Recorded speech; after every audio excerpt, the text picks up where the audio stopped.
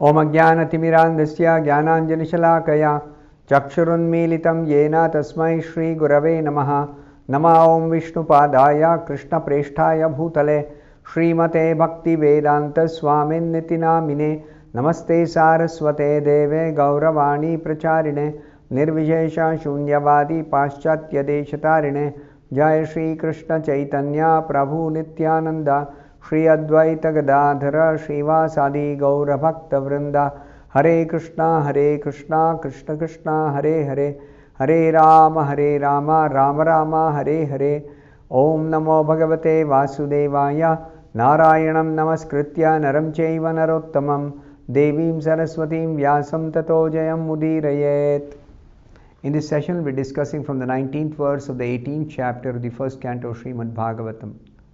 Kuta punar grinato namatasya mahattamaikanta parayanasya yo ananta shaktir bhagavan ananto mahadgunatvad yam anantamahuhu. The meaning of this verse is, and what to speak of those who are under the direction of the great devotees, chanting the holy name of the unlimited, who has unlimited potency. The personality of Godhead, unlimited in potency and transcendental by attributes, is called the Ananta or unlimited. So here Suta Goswami is describing the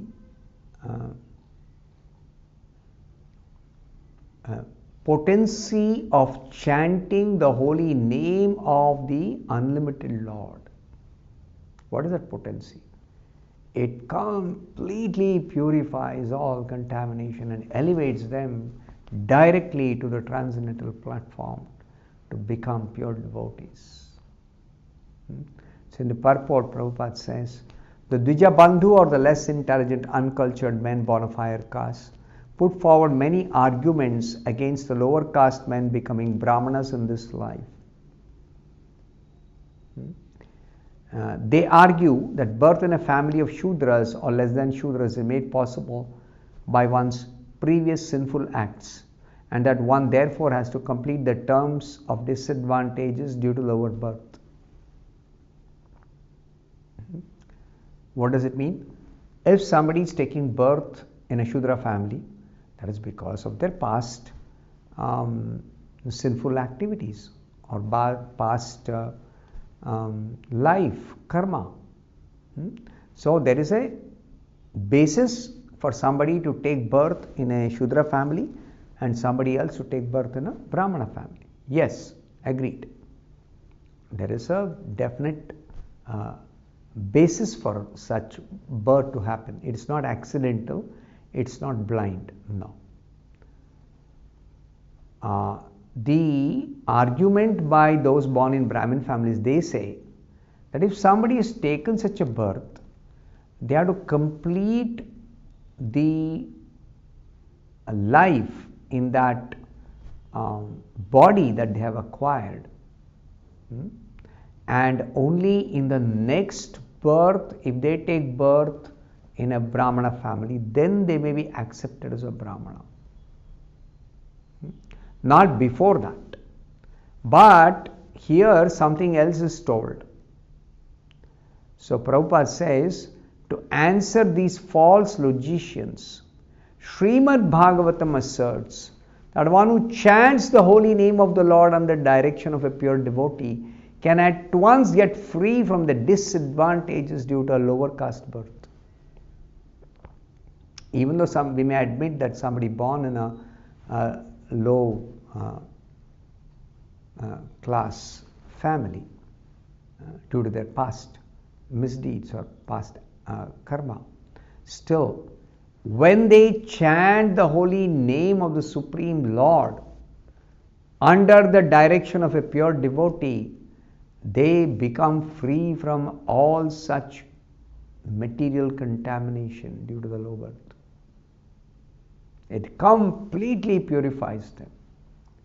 A pure devotee of the Lord does not commit any offense while chanting the holy name of the Lord. This is a characteristic of a pure devotee. His chanting is pure, means no offenses.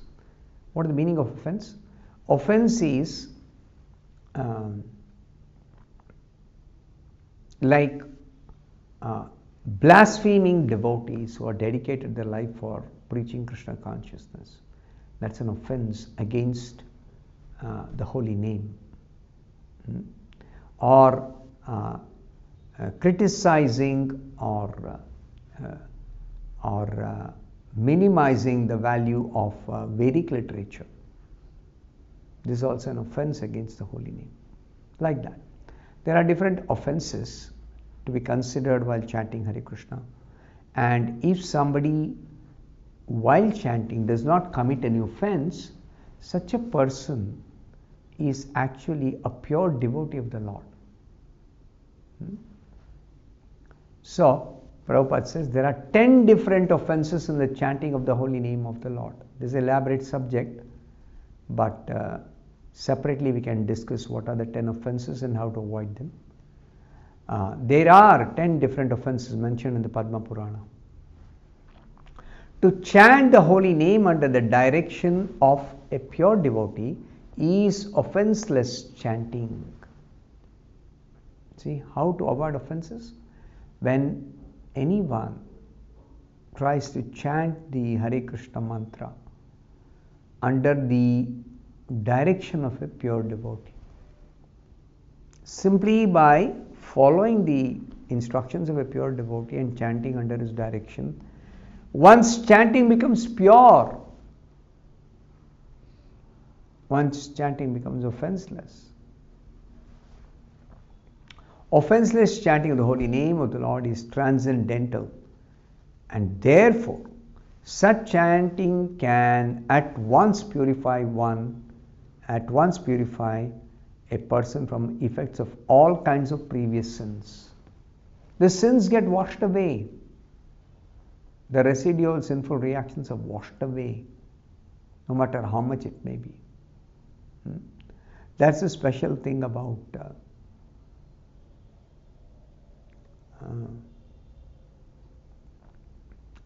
chanting under the direction of a pure devotee. That's very special. So therefore, we request everyone, you please receive the holy name from Prabhupada and you chant according to his instructions and directions. Then immediately you become purified of all sinful reactions. That's a fact. But one should not again commit sins after being cleansed by simply chanting Hare Krishna according to Prabhupada's directions. It is not mechanical, it's not automatic. One has to endeavor to give up the sinful activities and then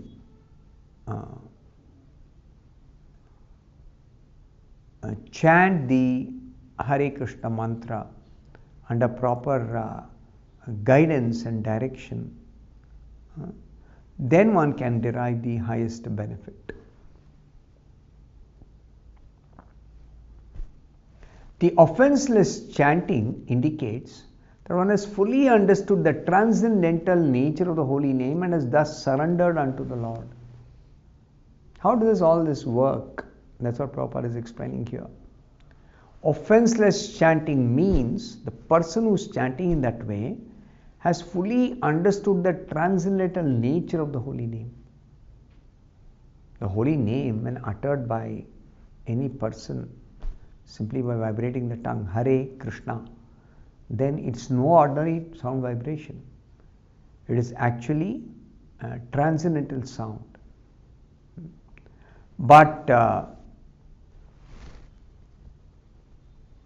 a devotee who chants offenselessly, he understands the spiritual nature of the holy name.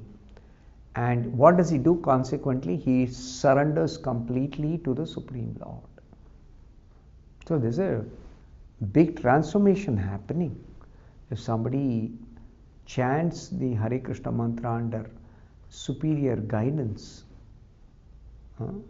so therefore we have to clearly understand birth doesn't matter. Past life of sinful activities does not matter if a person stops sinning and takes to Krishna consciousness and follows the directions of the pure devotee and chants Hare Krishna. Then guaranteed such persons will become pure devotees. Now, here the glories of the holy name. The holy name of the Lord is as powerful as the Lord.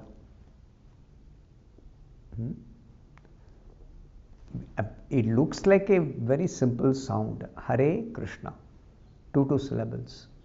Anybody can vibrate the tongue and say Hare Krishna. But that sound, when somebody produces the sound Hare Krishna, that sound is actually very, very powerful, pure, transcendently potent, like that.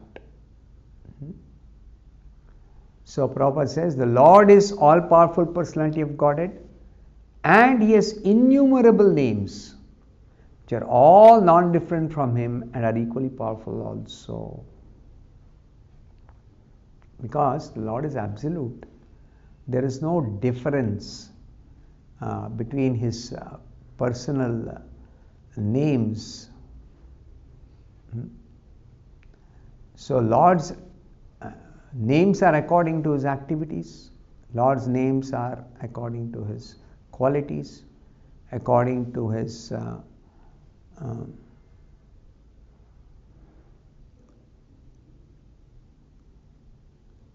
activities also.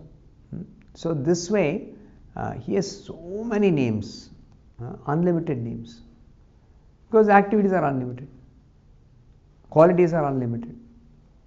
So such names are identical with the Lord, and they are also very, very powerful, as powerful as He is.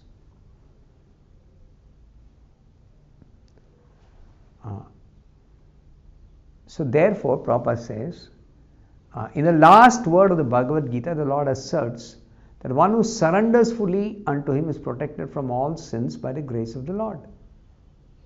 Mamekam sharanam vraja aham tvam sarva papebhyo mokshayishyami. So Krishna assures, I will free you from all sinful reactions. You simply surrender to me alone. Since, now Prabhupada explains this, how does it work? Since His name, means the Lord's name, and He Himself, the Lord Himself, are identical, the holy name of the Lord can protect the devotee from all effects of sins. The sinful effect cannot act on somebody who is chanting the holy name. The chanting of the holy name of the Lord can undoubtedly deliver one from disadvantages of lower class, lower caste birth. Because the Lord is involved directly. So, in the case of somebody who takes to devotional service, directly the Lord is involved. So, therefore, the devotee, even if he is a neophyte, a beginner, still the Lord takes charge of those on the pure devotional path. And what is the pure devotional path? Simply surrender to a pure devotee spiritual master and follow the instructions. That's all that is required. And one becomes free from all disadvantages due to low birth. The heart is cleansed completely of all sinful reactions. Of course, one should stop sinning. Not that one continues to sin and says that I will chant Hare Krishna and become cleansed of all sinful reactions. No, it doesn't work like that. So, it is said here, the Lord's unlimited power is extended on and on by the unlimited expansion of the devotees and incarnations, and thus every devotee of the Lord and incarnations also can be equally surcharged with the potency of the Lord. Lord only expands, and that expanded form of the Lord is equally potent with the Lord, powerful as the Lord. But still, in addition to that,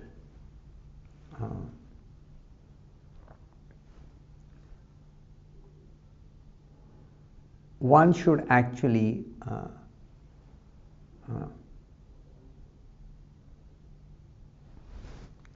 understand that devotees who are empowered by the Lord, they are as powerful as the Lord in the matter of cleansing those who come in contact with them and receive the holy name from them. Not only the Lord, but his pure devotees who are empowered by him also can act equally powerfully. I'll stop here. Thank you very much. Hare Krishna.